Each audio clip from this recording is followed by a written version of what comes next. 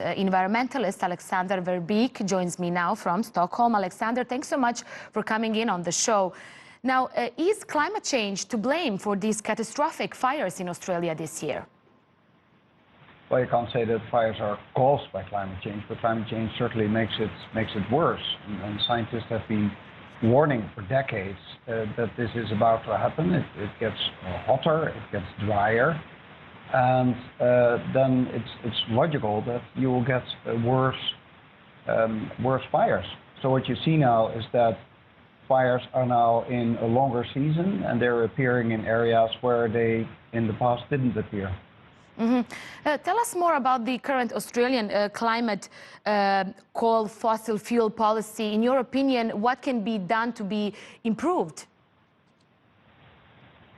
Well, you can't say that their current policy, which is kind of pro-coal and pro-fossil fuels, is directly to blame for these fires. This, of course, climate change is worldwide. It is caused by many countries in the world, but yeah, it's in a way a bit cynical. If you look specifically at Australia, a country that is certainly not at the forefront of taking climate action, that they are now so devastatingly hit by these fires. Australia has only 0.3% of the world population, but it is among the top 20 countries in the world that is producing greenhouse gases.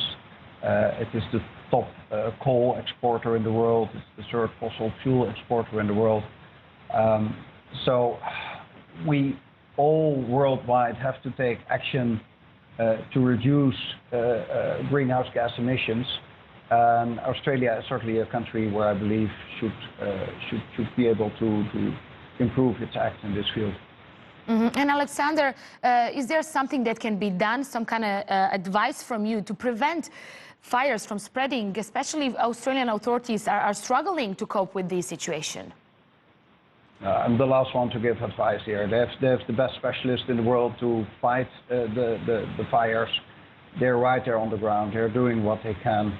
I believe what is, of course, needed is when the time is right, and the time is pretty soon right for that, is to have a debate on the long term.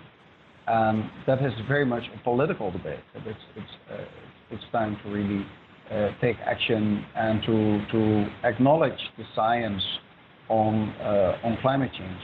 The problem is a bit that whenever you see forest fires happening, then there's a lot of politicians that say, you know, we should now focus on the fires itself. And as soon as when the fires are over, they don't see a need to talk about it. So you need to have the political debate amongst all parties, that you recognize that the climate is changing and that you therefore will see longer fire seasons. You'll see worse bushfires as you've seen in the past. You will see it in areas where you haven't seen it in the past.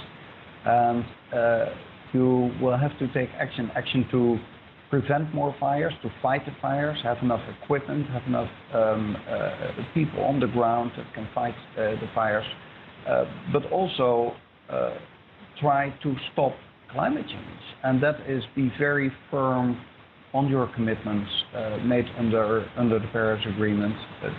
Could have been actually a bit more firm commitments, and get serious on reducing the use and burning of fossil fuels. Okay, thanks so much for that, Alexander Verbeek, live for us from Stockholm. Thanks so much for that insight for us here at TRT World.